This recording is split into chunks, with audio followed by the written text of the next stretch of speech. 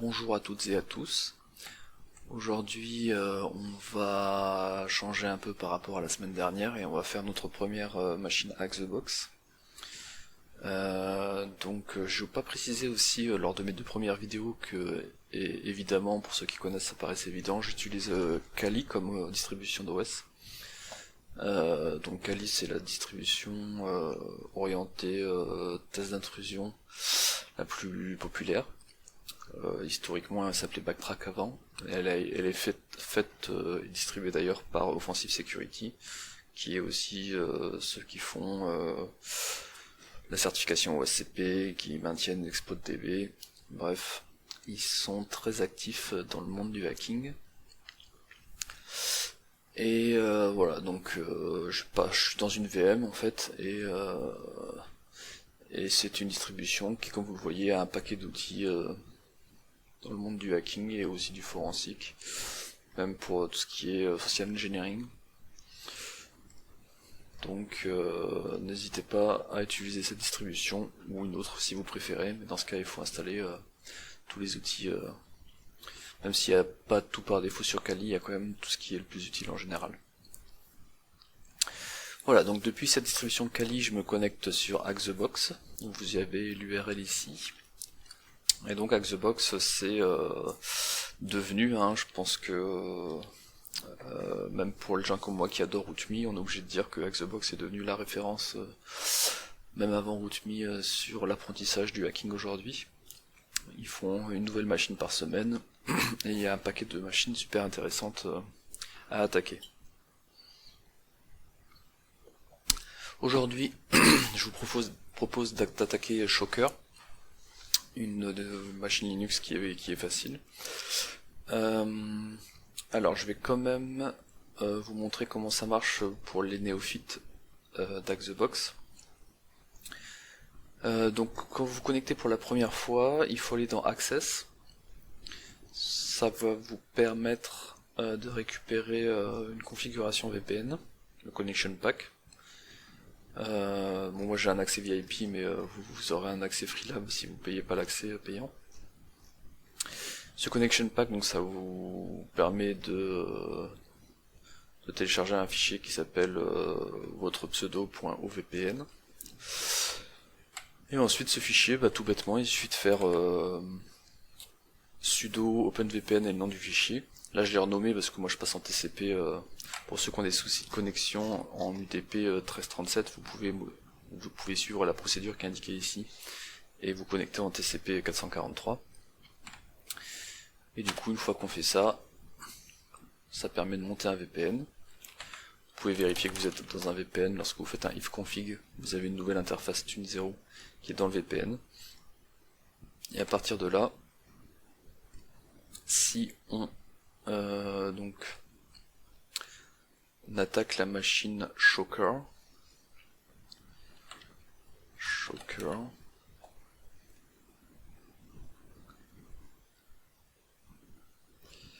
L'IP est fourni là, donc c'est un peu comme RootMe, on a juste l'adresse IP et pas d'autres informations sur la cible. Et du coup, pour vérifier que ça marche bien, le plus simple c'est d'aller ouvrir un Firefox en espérant que le port 80 est un service ouvert.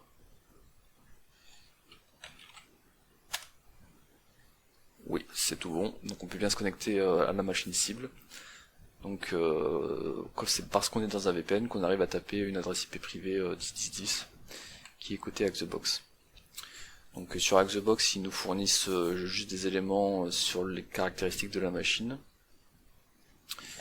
et le niveau de difficulté qui est pas mis par le créateur mais par les gens qui votent. Donc ça c'est bien parce que souvent les créateurs ont une idée, créateurs et créatrices ont une idée faussée des machines qu'ils créent, puisque ils ont l'impression qu'elle est facile alors que parce que c'est un domaine qu'ils maîtrisent bien, alors qu'elle n'est pas forcément facile. Donc là on voit qu'elle est vraiment notée facile par tout le monde, que ce soit pour le user ou le root, puisque sur Hack the Box il y a deux flags à récupérer.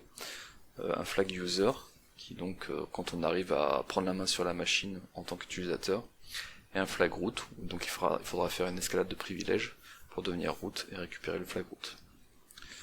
Et dans le fond, ça revient à la même chose que les machines CTF-HD sur RootMe.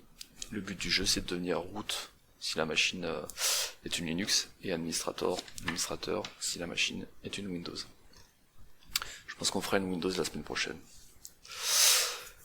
Voilà. Donc ici, on voit que la machine est notée. Donc ça va probablement être un exploit public à utiliser, qu'elle est assez réaliste. Il va falloir faire pas mal d'énumération. Elle est pas trop CTF-like. CTF-like, c'est-à-dire que c'est plus des machines créées pour apprendre que des machines réalistes. Et il n'y a pas trop de custom exploitation à faire, donc il n'y a pas trop de script à coder à la main pour pouvoir exploiter la machine. Voilà, donc comme d'habitude, la première chose à faire quand on a une cible, c'est de scanner quels sont ses ports ouverts. Donc allons-y. 10, 56. Je rajoute un paramètre que j'avais pas mis, je crois, dans les vidéos précédentes, c'est le -T4. C'est juste pour aller plus vite, ça c'est en mode agressif, ça bombarde. Là, comme on est dans un VPN et que je suis en fibre optique, on peut bombarder quoi. Alors, ça nous trouve 2 ports. Je laisse avancer le scan. Ça y est, il a fini. Donc il y a effectivement que 2 ports ouverts. Le port 80, on le savait déjà puisqu'on s'est connecté dessus. Et le port 2222, qui est donc SSH, mais pas sur le port standard SSH. Ça c'est assez fréquent chez les clients, chez qui j'ai des missions, que le SSH soit pas sur le 22, mais sur un port autre où il y a 22 dedans. Donc comme je l'ai dit dans une précédente vidéo, quand on a le port 80 ouvert, c'est la première porte à essayer d'utiliser.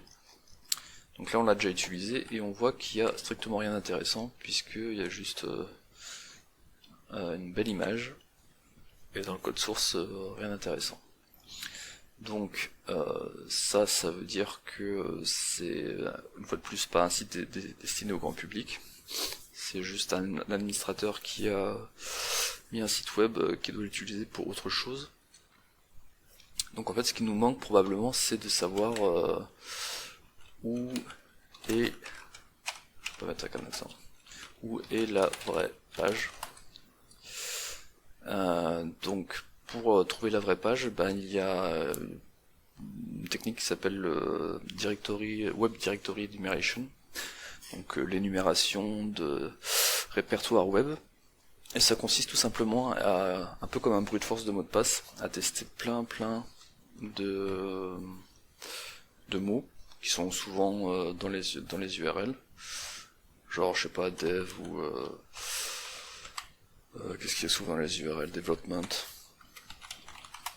Et donc tous ces mots là on va les tester et le jour où le serveur ne répond pas not found, on saura que la page existe et que donc le dossier est public.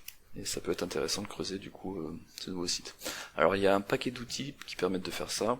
La louche, DirSearch, DirBuster, GoBuster. Aujourd'hui je commence par peut-être le plus simple je pense, puisqu'il a une interface graphique. Et il s'appelle DirBuster. Moi je le fais en mission, je le fais avec Burp Pro, qui me permet de tout intégrer ensemble. Mais là on va regarder un peu les outils open source. Donc DirBuster, ça fait un petit moment que je l'ai pas utilisé, mais globalement c'est assez simple. Il suffit de mettre la cible, donc dans notre cas http 10.10.10.56. On voit un exemple ici, apparemment il veut le 2.80, donc on va lui mettre. On laisse par défaut, on va prendre une liste. Alors dans Kali, il y a des listes fournies dans le répertoire /usr share. Et en fait, c'est des listes, soit on prend celles qui sont fournies avec DirBuster, soit l'autre connue, c'est celle qui est dans dirb. Et moi souvent je commence par celle de dirb parce qu'elle est plus petite et ça, du coup ça finit plus vite. Et si elle est trop pas suffisamment de choses intéressantes, derrière j'enchaîne avec celle de Deerbuster qui est un peu plus longue. On va voir si celle-là est suffisante sur cette machine. Et après je crois que tout le reste on peut le laisser par défaut. Allons-y. Start. Donc il a plusieurs threads en parallèle, c'est pour ça que ça bombarde de niveau vitesse. Donc pendant qu'il fait donc cette énumération, on peut en temps réel voir les résultats qui s'affichent. Donc le premier onglet c'est les threads en cours qui sont en train de bombarder. Le second onglet c'est tout ce qu'il a trouvé. Donc là on voit qu'il trouve parfois du 200, donc code HTTP 200 ça répond bien, vous pouvez vous connecter. 403 c'est interdit de vous connecter. Quand il y a plein de choses comme ça qui sortent en 403, c'est probablement que dès qu'il y a point .ht, et ben c'est interdit quoi. Même dès qu'il y a point. Ça pour le checker c'est assez facile, il suffit d'aller ici. Si je mets point .toto, non ça met un 400. Si je mets point .ht toto, forbidden. Donc voilà, tout ce qui commence par point .ht, c'est interdit. Donc c'est pas forcément pertinent, intéressant. Là, bon je finis le tour des onglets, mais il a trouvé un truc intéressant ici. Troisième onglet, donc c'est la vue tri, je sais pas comment on dit en français, hiérarchique. Et donc ça c'est une vue que j'aime bien, parce que moi ça me parle le plus, on voit les différents répertoires. Donc là on voit qu'il a trouvé un CGI bin, et on voit que dans le CGI bin, pareil, dès qu'il y a point .ht, c'est forbidden. Ça se trouve il y a un WAF devant qui bloque le point .ht. Alors, donc l'avantage aussi avec Deerbuster qui est pas forcément bien implémenté dans les autres outils, c'est le côté récursif. Donc dès qu'il trouve quelque chose qui répond autre chose que du 404, et donc dès qu'il trouve un répertoire comme CGIBin, automatiquement il va chercher dedans. Donc l'inconvénient par contre c'est qu'il est du coup trop bruyant et il va fouiller plein de répertoires qui sont inutiles de fouiller. Genre là les points HT password ça sert à rien d'y aller puisque c'est interdit et on pourrait mettre HT toto, c'est interdit aussi, donc on va jamais trouver quelque chose là-dedans, donc très peu probable. Moi ce que je fais c'est que tout bêtement j'arrête les threads qui servent à rien. Comme ça on perd pas de temps à chercher dans des endroits où il y aura probablement rien. Donc ça on laisse, ça on laisse, ça on le laisse. CGBin avec extension PHP on va le laisser, même si souvent dans le CGBin c'est pas vraiment du PHP. CGI c'est pour Command Gateway Interface, du coup c'est plus souvent des scripts genre shell ou des trucs comme ça. Script Perl, des fois Python aussi maintenant. Donc tac tac tac. Ah il trouve icons aussi. Icons. Je lui renvoie 403 aussi, tiens, on n'a pas le droit d'accéder dedans.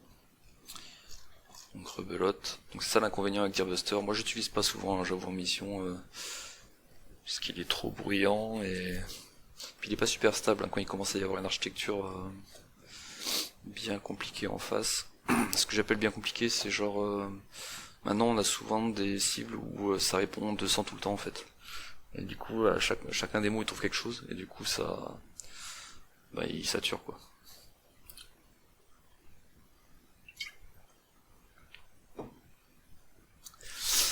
Voilà, donc il en a quand même pour 12 minutes juste avec les 4 threads qui restent. Alors est-ce qu'on peut... Ce qu'on va faire, on va arrêter celui-là parce que j'y crois pas trop. Du PHP dans un CGI bin. Icons, je vais arrêter aussi parce qu'en général il n'y a rien d'intéressant, c'est juste les icônes de l'application cible du serveur. Les trois qui restent intéressants, c'est évidemment tout ce qui est à la racine et c'est le CGI tout court. Après, ce qui serait intéressant, c'est dans le CGI, du coup, c'est de chercher les scripts Perl CGI, etc. Mais je crois pas que dans DearBuster on puisse faire ça. Obligé de quitter pour relancer notre recherche. Hein. On peut avoir 2 DearBuster en parallèle. Essayons. C'est du Java donc c'est un peu lourd comme truc. Mais bon. Donc je remets la cible. Donc là la différence c'est que au lieu de cibler juste ça, je vais cibler le répertoire CGI bin uniquement. La liste je remets, elle était bien la slash sr/share dire word list common. Et donc la différence par rapport à tout à l'heure, c'est qu'au lieu de chercher du PHP, vu que dans le CGI bin c'est rarement du PHP, je vais plutôt chercher tout ce qui est CGI, Perl, SH, Python. Il a toujours pas fini là, si, là, il est complete. Ah, il a trouvé serveur statut aussi. Bon allez, je lance en parallèle celui-là. Même problème, dès qu'il y a du point HTA, ils bombarde dedans, c'est trop chiant. En fait, c'est une vidéo qui est faite pour vous montrer que DearBuster c'est nul. En plus, on peut même pas en sélectionner plusieurs d'un coup et les arrêter. Là.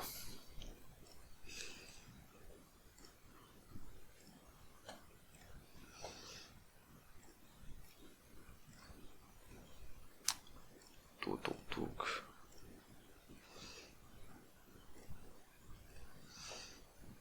Voilà. Donc ceux-là ils sont intéressants. Ceux-là ils sont pas intéressants. Donc j'imagine que de l'autre côté c'est fini. Yes, c'est bien fini. Donc si on regarde le résultat final, donc on enlève tous les points jetés qui sont pas intéressants. Donc il y a CGBin qui est intéressant, mais dedans on trouve rien pour l'instant. Icons qui est pas trop intéressant, mais bon qui existe. Serveur statut ça peut le faire aussi. Alors voyons lui où il en est. Qu'est-ce qu'il fait? J'ai raté ma cible moi. Ah ouais, en fait je crois que j'ai raté ma cible parce que ici j'ai mis directement l'URI et je crois que c'est pas ça qu'il veut, il faut le mettre plutôt ici. Donc là il est en train de refaire la même chose, quel boulet. Enfin c'est pas si grave dans le sens où je teste par contre s'il y a du CGI Perl SH Python sur la racine et ça je l'avais pas testé le coup d'avant. Donc c'est pas tout à fait la même chose. Donc tout ça c'est pertinent, ça c'est pas pertinent, ça c'est pas pertinent.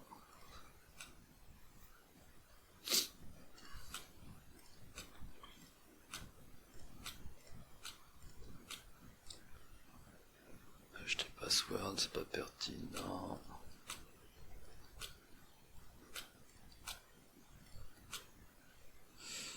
Voilà, donc là il me reste plus que ce qui est pertinent.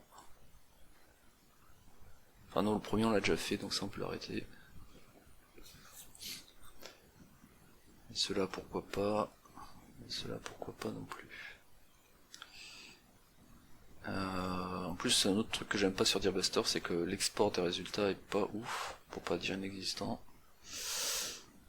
Donc je ferme celui-là, j'en avais lancé 2 en parallèle. Ça sert à rien de laisser les deux.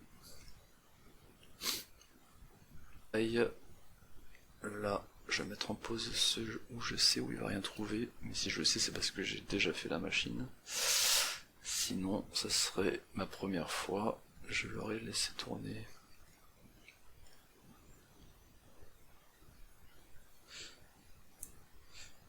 Et je pense que du coup, en mettant en pause, et ben toutes les threads elles vont se focaliser sur le dernier qui est pas en pause, qui est là. Et on peut changer en temps réel aussi les threads, hein. Là il y en a 10, je peux passer à 12.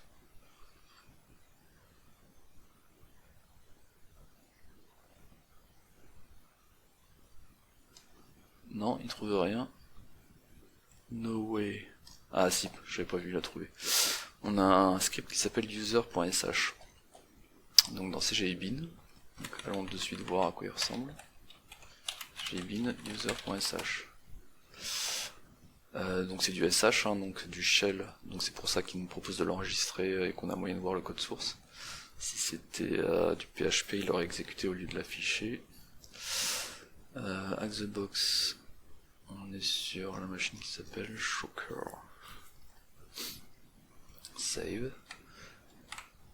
Donc faisons genre mousepad user.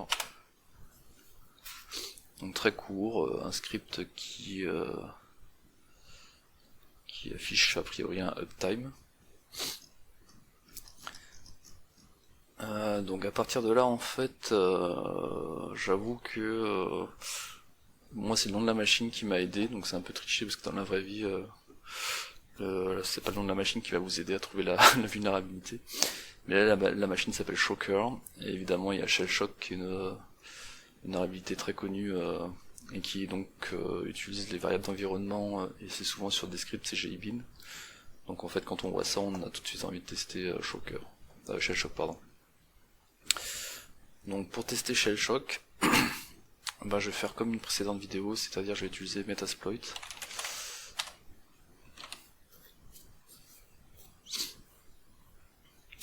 Qui reste la méthode la plus simple souvent, hein. Surtout quand on est débutant. Après l'inconvénient c'est que ça vous permet pas de comprendre comment ça marche.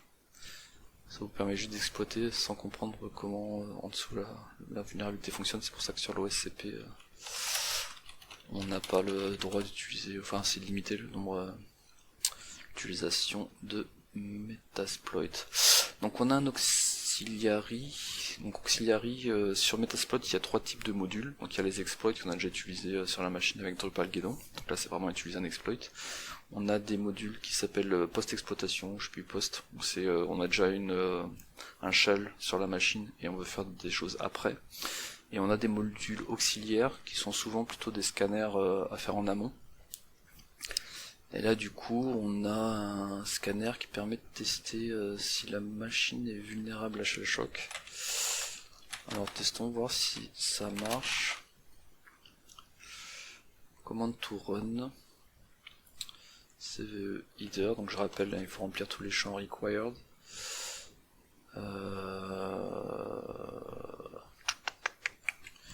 Donc nous ce qu'on veut mettre c'est la cible qui est 10 10 10 56. Le port cible c'est bien le 80. L'URI je pense que du coup il faut lui mettre CGI URI elle est où? Target URI pardon. Target URI CGI bin / user.sh et testons comme ça run. UID Shelly machin. Donc là ça veut dire bingo, le script user.sh est bien vulnérable à Shellshock. Donc pour la faire courte, Shellshock c'est l'injection via des variables d'environnement je crois, ou avant le lancement du shell, enfin du bash de commande. Donc en gros c'est une RCE, donc on peut exécuter du code à distance. Et comme je l'ai dit dans les précédentes vidéos, c'est le saint graal du hacker de pouvoir exécuter du code à distance, puisque nous le but du jeu c'est de afficher un fichier en tant que root sur la machine. Donc pour cela il nous faut un shell sur la machine. Donc vu qu'on a vu que ça marche, là c'était l'auxiliary, maintenant on va faire utiliser l'exploit. Alors il y en a un paquet. Nous c'est quoi? Nous c'est... Pour la petite anecdote, Shellshock a été trouvé par un Français. Et donc il a eu plein de propositions de travail quand il a trouvé cette vulnérabilité, donc il a dû mettre sur son site web merci, un truc du genre merci d'arrêter de m'aborder, j'ai déjà du travail et je n'en recherche pas.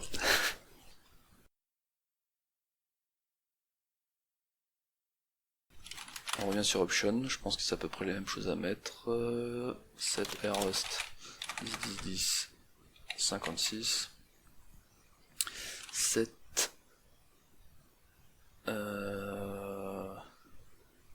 target URI comme tout à l'heure.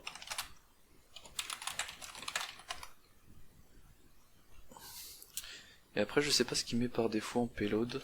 Faut faire show payload pour voir ça. Payload tout court, je crois que ça marche. Ah non, c'est bien show payload. Il y en a un paquet. Donc ce que je vais faire, c'est que je vais profiter de cette première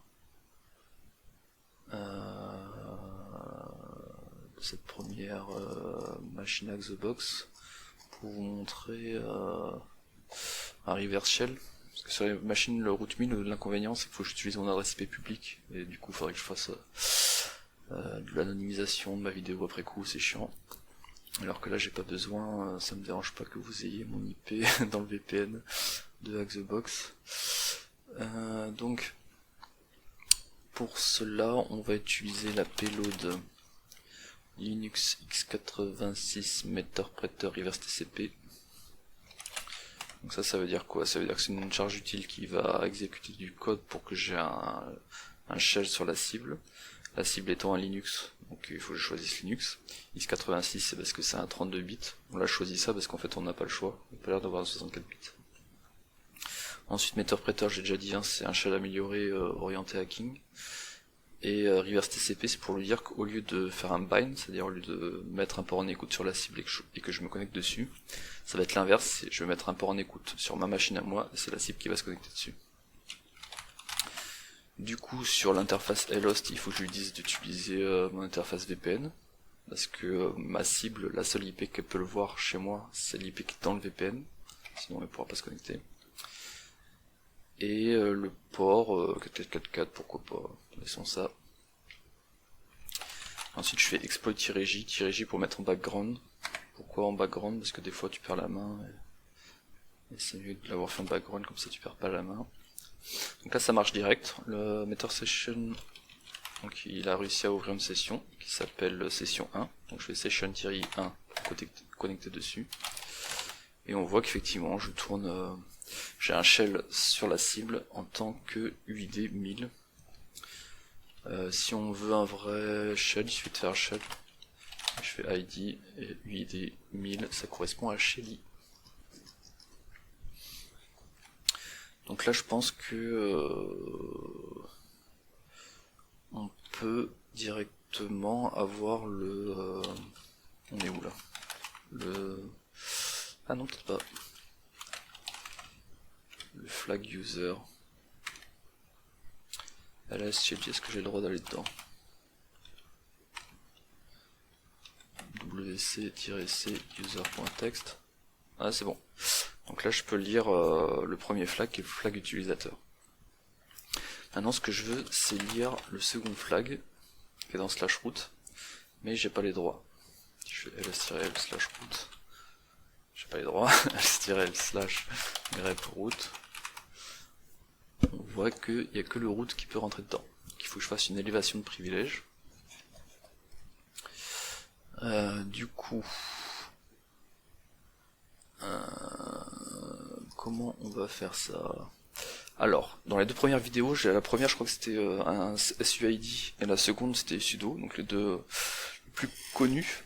Maintenant pour la première fois je vais utiliser un script qui énumère les différentes possibilités d'élévation de privilèges sur Linux. C'est ce que je fais normalement toujours en premier, mais dans les précédentes vidéos pour aller plus vite j'allais directement à la solution. Le script que je vais utiliser c'est linenum. Alors linenum, il y en a un paquet qui sont bien. Linenum fait partie de ceux-là.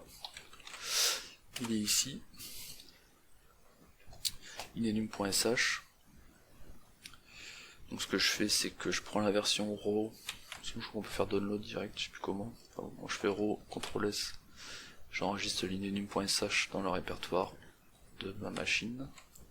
Je fais toujours un répertoire sur quand j'ai une nouvelle cible, comme ça c'est mieux rangé. Donc comment exécuter ce script sur la cible? Alors en fait vu qu'on a Meterpreter, vous allez voir le gros intérêt de Meterpreter, c'est que si je reviens sur ma session Meterpreter, il suffit de faire upload le nom du script. Pour rappel, je vais le montrer à droite. Le script s'appelle linenum.sh, donc si je fais linenum.sh, operation failed, donc l'essai de l'uploader, ça marche pas. Pourquoi? Probablement parce que j'ai pas les droits d'écriture où je suis. Donc je vais aller dans /temp, qui est souvent un répertoire où on a les droits d'écriture. Et je vais donc refaire la même chose. Voilà.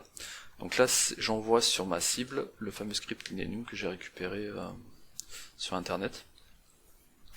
Et je vais pouvoir l'exécuter. Donc le plus simple, c'est de revenir sur un shell, d'aller dans /temp, je vais mettre ça en grand, et je mets chmod plus x, hein, sinon le script n'est pas exécutable. Là par contre maintenant il y a le x, donc je peux l'exécuter. /linenum.sh, et c'est parti. Donc à quoi ressemble un script d'énumération de Privesc? Bon, en fait il va énumérer tout ce qu'il peut d'intéressant, donc c'est-à-dire la version du kernel, la version de la distribution, le hostname, l'utilisateur avec lequel on tourne, les utilisateurs qui se sont logués précédemment sur le système, qui est logué en ce moment même, les groupes admin, le contenu de tcpasswd,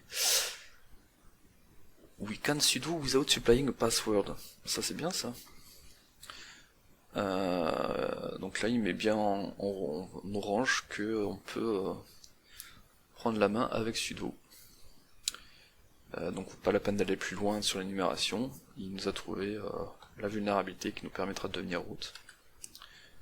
Donc je reviens sur mon shell